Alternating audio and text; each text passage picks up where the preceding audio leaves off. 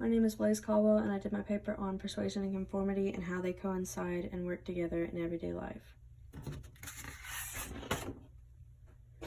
Persuasion can be defined as the altering of an attitude or belief. This can be seen in everyday life through politics, advertisements, socialization, and more. We can explain how persuasion is perceived through the elaboration likelihood model and its central and peripheral roots. People often succumb to persuasion to avoid being a social pariah, in order to not stick out. That being said, one of the main goals of persuasion is to maintain consistency, usually in a desired subject. In an experiment by Muzar Sharif, this goal was portrayed.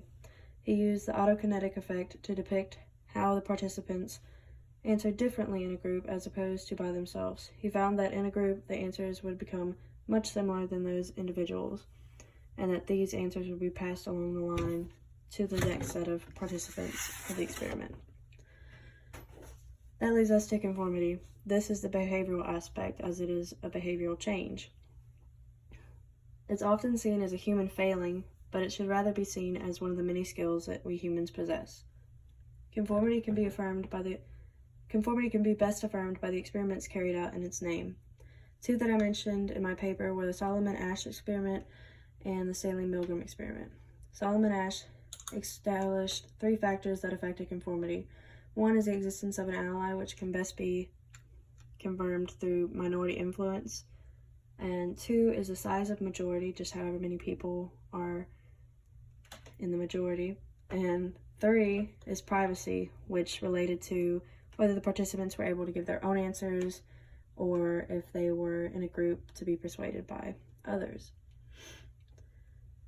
The Stanley-Milgram experiment, we all know what that is, and it established obedience to authority, and that relates to conformity as well.